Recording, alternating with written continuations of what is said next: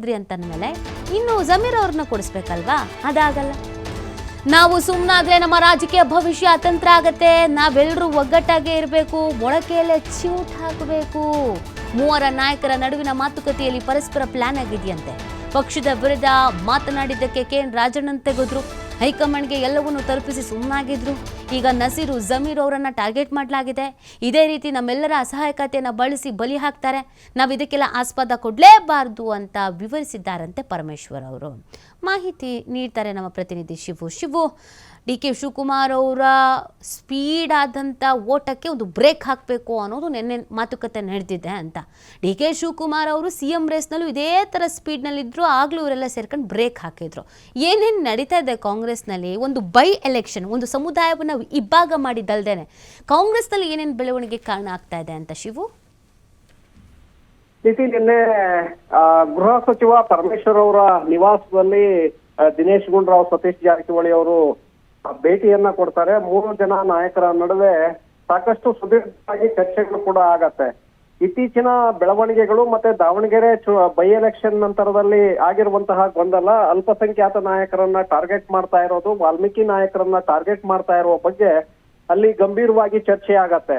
ಈಗಾಗಲೇ ಕಳೆದ 1 ವಾರದಿಂದಲೂ ಕೂಡ ಅಲ್ಲಲ್ಲೇ ನಾಯಕರು ಸೇರ್ತಾ ಇದ್ದಾರೆ, ಮತ್ತೆ ಸಭೆಗಳ ಮೇಲೆ ಸಭೆಗಳನ್ನು ಕೂಡ ಮಾಡ್ತಾ ಇದ್ದಾರೆ. ಕಾರಣ DK ಶಿವಕುಮಾರ್ ಅವರು ಏಕಪಕ್ಷೀಯವಾಗಿ ನಿರ್ಧಾರವನ್ನ ತೆಗೆದುಕೊಳ್ತಾ ಇದ್ದಾರೆ. CM ಆಪ್ತ ಬಳಗದಲ್ಲಿ ಗುರುತಿಸಿಕೊಂಡಿರುವಂತಹ ನಾಯಕರನ್ನೇ ಟಾರ್ಗೆಟ್ ಮಾಡ್ತಾ ಇದ್ದಾರೆ. ಹಿಂದೆ ರಾಜಣ್ಣ ಅವರನ್ನ ಟಾರ್ಗೆಟ್ ಮಾಡಿದ್ರು.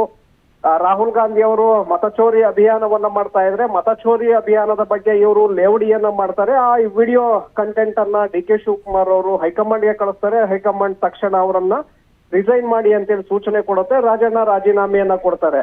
RCB ಕಾಲ್ತುಳಿತ ಪ್ರಕರಣದಲ್ಲಿ CM ರಾಜಕೀಯ ಕಾರ್ಯದರ್ಶಿ ಗೋವಿಂದ ರಾಜ್ ಅವರನ್ನು ಕೂಡ ಬಲಿ ಕೊಡಲಾಗತ್ತೆ. ಅವರನ್ನ CM ರಾಜಕೀಯ ಕಾರ್ಯದರ್ಶಿ ಹುದ್ದೆಯಿಂದ ಕಿತ್ತು ಹಾಕಲಾಗತ್ತೆ. ತದನಂತರದಲ್ಲಿ ಈಗ ಜಮೀರ್, ನಸೀರ್ ಹಾಗೆ ಅಬ್ದುಲ್ ಜಬ್ಬಾರ್ ಅವರ ವಿರುದ್ಧ ಕೂಡ ಈಗ ಕ್ರಮಗಳಾಗ್ತಾ ಇದೆ.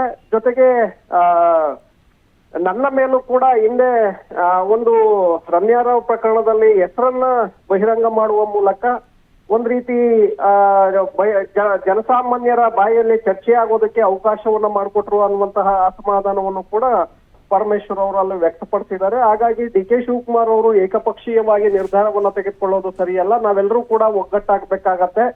ಇಲ್ಲಿ DK ಶಿವಕುಮಾರ್ ಅವರ ಓಟಕ್ಕೆ ನಾವು ಲಗಾಮನ್ನ ಹಾಕ್ಬೇಕಾಗತ್ತೆ. ಇಲ್ಲದೆ ಹೋದ್ರೆ ಇವತ್ತು ಅವರು ನಾಳೆ ನಾವು ಈ ರೀತಿಯಾಗಿ ಒಬ್ಬೊಬ್ಬ ನಾಯಕರು ಕೂಡ ಅವರ ಒಂದು ಪ್ಲಾನ್ಗಳಿಗೆ ಬಲಿಯಾಗಬೇಕಾಗತ್ತೆ ಅನ್ನುವಂತ ನಿಟ್ಟಿನಲ್ಲಿ ಚರ್ಚೆಯನ್ನ ಮಾಡಿದರೆ, ಇದರ ಬಗ್ಗೆ ಚುನಾವಣೆ, ಪಂಚರಾಜ್ಯಗಳ ಚುನಾವಣೆ ಮುಗಿತಿದ್ದ ಹಾಗೆ ಹೈಕಮಾಂಡ್ ನಾಯಕರು ಕೂಡ ಫ್ರೀ ಆಗ್ತಾರೆ. ಆ ಸಂದರ್ಭದಲ್ಲಿ ದೆಹಲಿಗೆ ಭೇಟಿಯನ್ನ ಕೊಟ್ಟು ನಾವು ಎಲ್ಲ ಸಮಗ್ರವಾದಂತಹ ವಿವರಣೆಯನ್ನ ಕೊಡಬೇಕು ಅನ್ನುವಂತ ನಿರ್ಧಾರವನ್ನ ನಿನ್ನೆ ನಡೆದಂತ ಸಭೆಯಲ್ಲಿ ತೆಗೆದುಕೊಂಡಿದ್ದಾರೆ. ಸೊ ಹಾಗಾಗಿ ರಾಜ್ಯ ಕಾಂಗ್ರೆಸ್ನಲ್ಲಿ ಎಲ್ಲವೂ ಸರಿ ಇಲ್ಲ, ಒಳಗೊಳಗೆ ಸಾಕಷ್ಟು ಜ್ವಾಲಾಮುಖಿ ಹೇಳ್ತಾ ಇದೆ ಅನ್ನುವಂಥದ್ದು ಇದರಿಂದ ಬಹಳ ಸ್ಪಷ್ಟವಾಗಿ ಗೊತ್ತಾಗ್ತಾ ಇದೆ. ನೀತಿ. ಓಕೆ, ಥ್ಯಾಂಕ್ ಯು ಶಿವು, ತಮ್ಮ ಡೀಟೇಲ್ಸ್ಗಾಗಿ.